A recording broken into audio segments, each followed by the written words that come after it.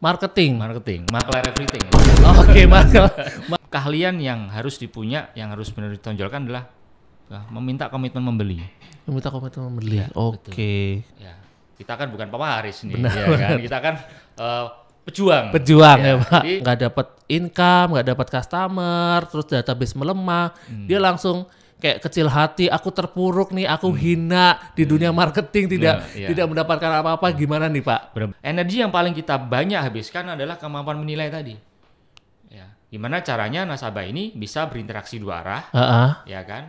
Kemudian bisa segera ambil keputusan nih. Keputusan untuk beli atau tidak gitu ya Pak. Ya, karena marketing Telegram gitu kan Pak.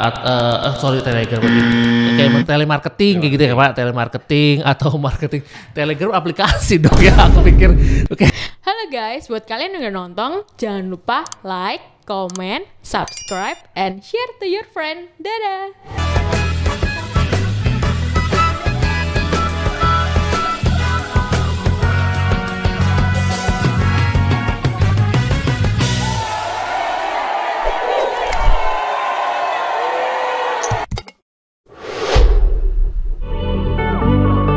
Bertransaksi di semua produk dalam satu akun. Broker resmi nomor 1 di Indonesia. Mudah, cepat, aman, dan legal. Hanya ada di First State Future. Belajar, mencoba, dan berhasil.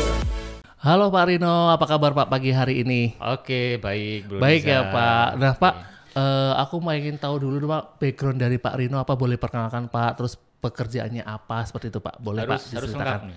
Boleh, mau lengkap sesuai dengan KTP juga boleh Pak. Oke, yang pasti ekonomi studi pembangunan juga ya, terus cukup panjang perjalanan karirnya juga. Oke. Karena memang waktu pertama kali sambil kuliah dulu banyak side job juga ya, mulai banyak side job juga. Dari di counter handphone pernah ya kan. Terus kemudian freelance di showroom mobil juga pernah gitu. Pernah juga. Jadi tapi itu berkecimpungnya di dunia marketing semua kah atau back office Pak? Rata-rata marketing, makler everything.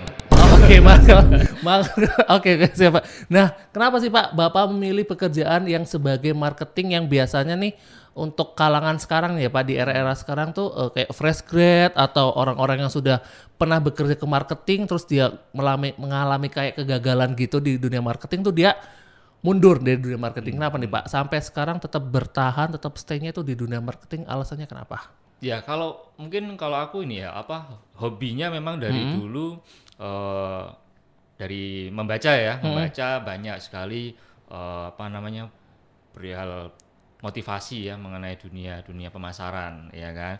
Yang kedua yang pasti dari income. Ya, aku menganggap gini, dunia marketing ini kita ini sama dengan owner ya, cuman tidak perlu modal secara finansial. Oke. Ya kan? Jadi cukup menurut saya cukup modal dengan pengetahuan dan mental.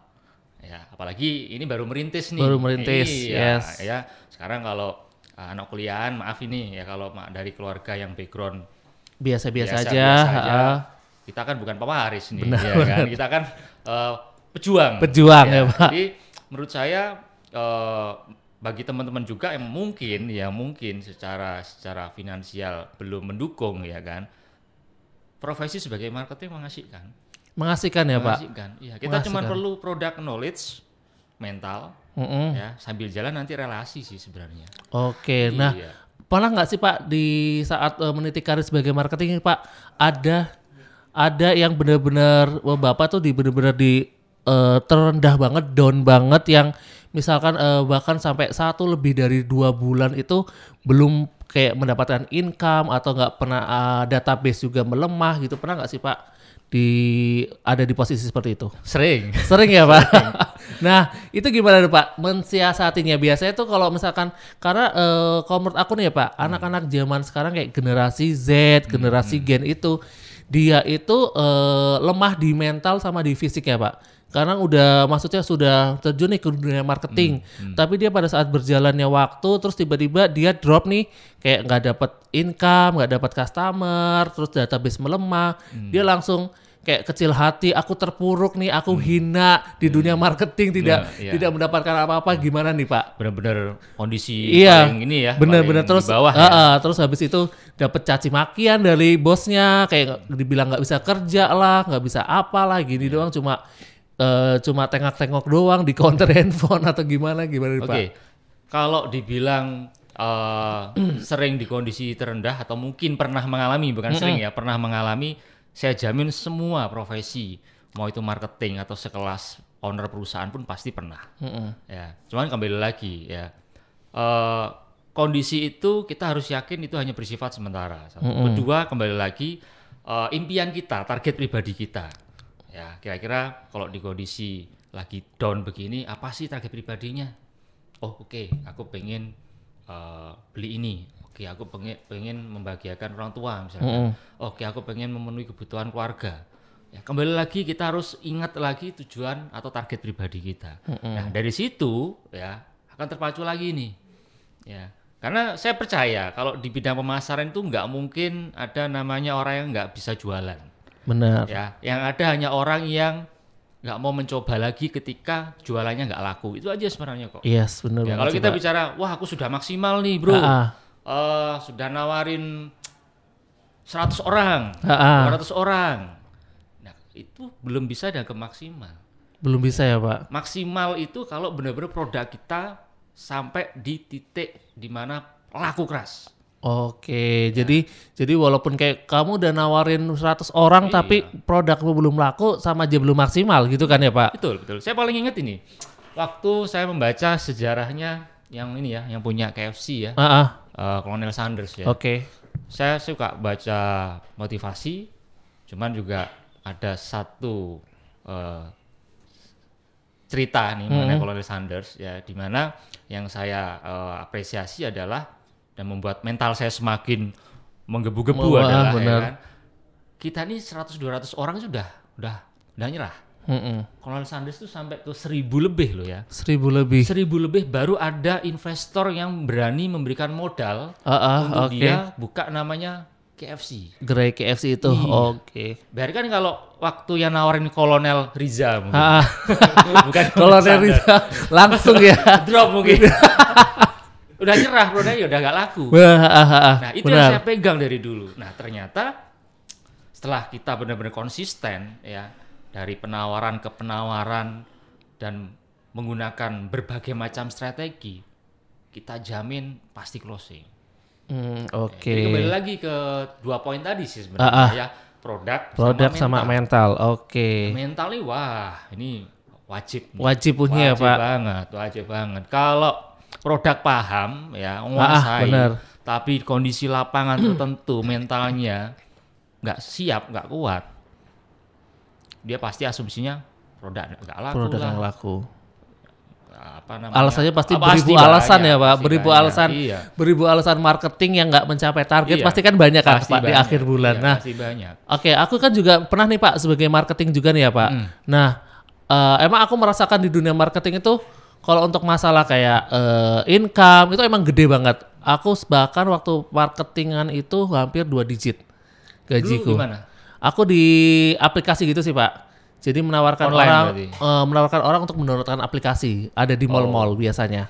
Aplikasi belanja, aplikasi kayak keuangan kayak gitu sih Pak. Nah itu emang aku dapatnya income itu 2 digit. Emang oke banget. Tapi di berjalannya waktu nih yang 2 income itu emang di belakangnya tuh banyak banget kerikil kayak misalkan kita dimarahin customer, dimaki-maki customer. Aku bahkan sempat itu di salah satu store, penempatan di store itu dimaki customer, bener-bener dimaki customer. Kondisi store itu lagi rame banget.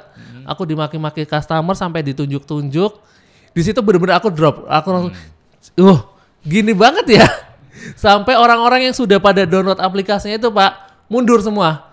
Jadi ada deretan 10 orang gitu. Gara-gara satu biangnya itu, aku ditunjuk-tunjuk itu, akhirnya mereka mundur semua, itu aku drop. Nah, di situ emang ternyata gini ya di dunia marketing ya. Nah itu siasatnya gimana nih Pak? Kalau misalkan Bapak kondisi seperti itu nih Pak, siasatnya gimana Pak? Pada saat langsung drop nih, padahal masih jam kerja itu, kalau Bapak mensiasatinya seperti apa pada saat kondisi seperti itu? Oke, mungkin tambahan lagi ya, selain produk ya, untuk bekal kita ya, kemudian tadi ada mental. Nah nanti ada lagi namanya before dan after sales.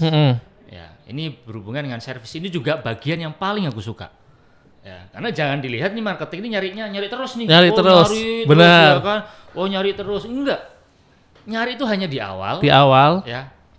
Circle apa ya istilahnya, lingkup awal, lingkup pertama, untuk kita membuka lingkup kedua, lingkup ketiga dan seterusnya. Benar. Ya. Dan kita banyak temen loh di situ.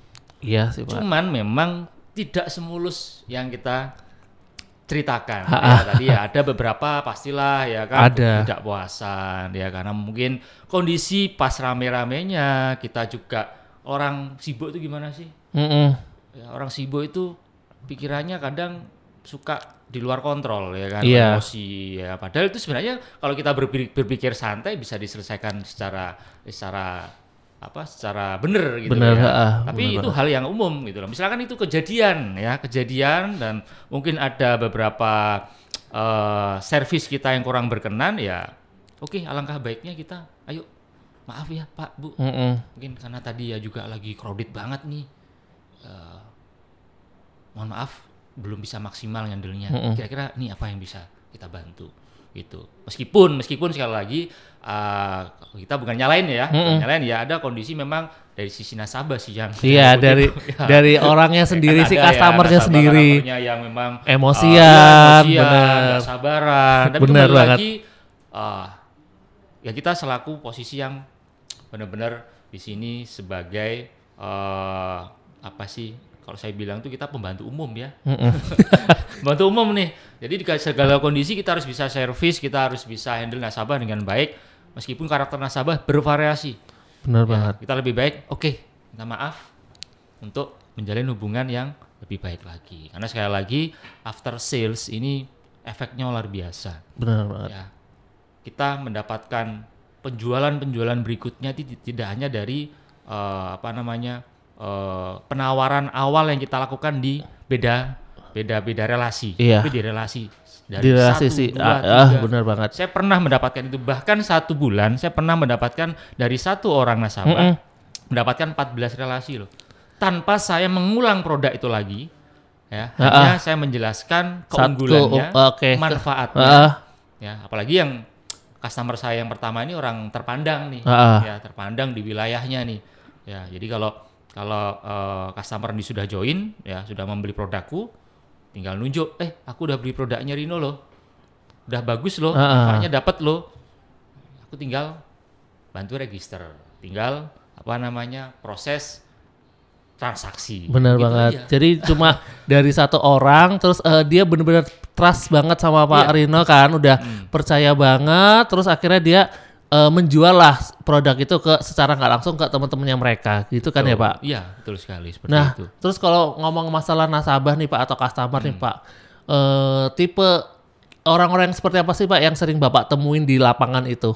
Gitu loh, sebagai seorang marketing kan pasti sering banyak ketemu orang nih, banyak banget tipe-tipe orang kan Pak. Ada yang kayak misalkan ditawarin produk cuma omong doang, iya doang, tapi nggak deal gitu, atau misalkan yang cuma temu janji doang terus ngepong terus, bilangnya sibuk terus, atau yang gimana nih Pak?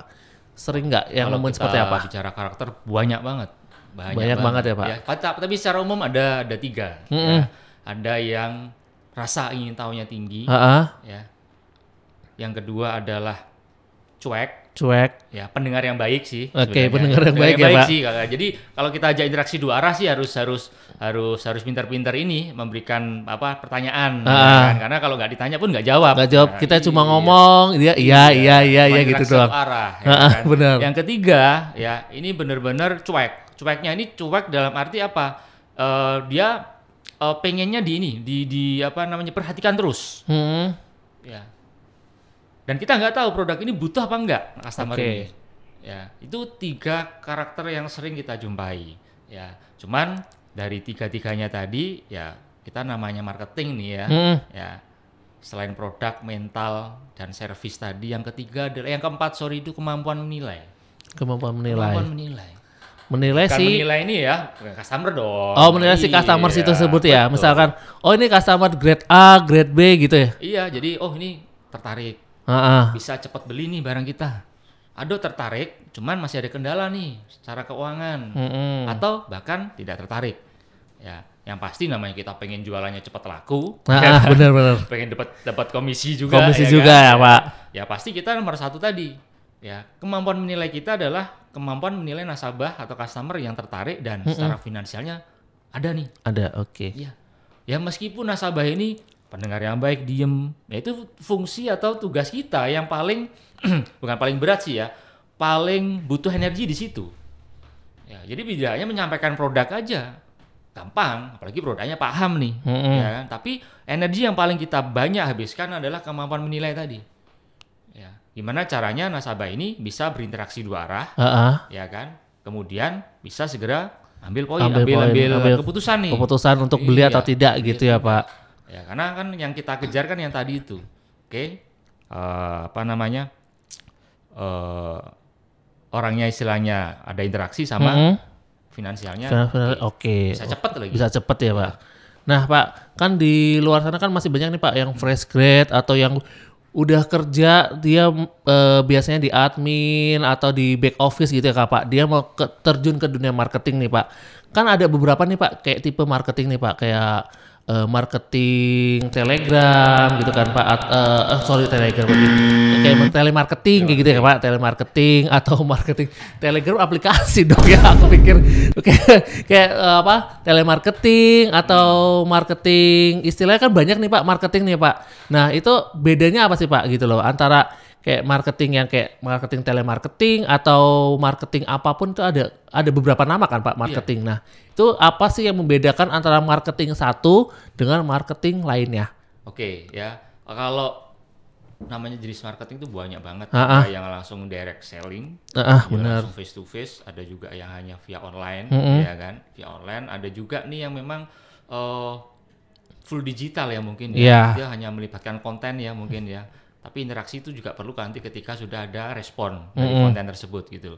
Nah, kalau kita bicara telemarketing tadi, betul pertanyaannya. Telemarketing sebenarnya fungsinya lebih ke penawaran produk secara by call, ya telepon, ya kan. Telepon bisa menjelaskan keunggulan produk, segala bentuk macam promosi, ya, dan meminta komitmen membeli.